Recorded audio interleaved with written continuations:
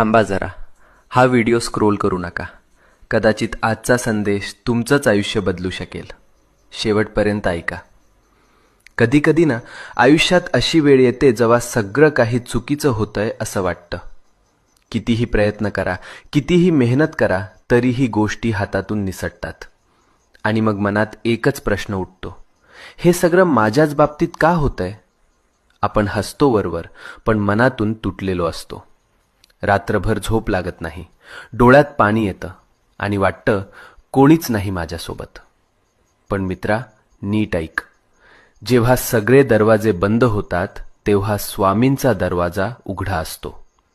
ही वेळ तुझी शिक्षा नाही, ही वेळ तुझी परीक्षा आहे.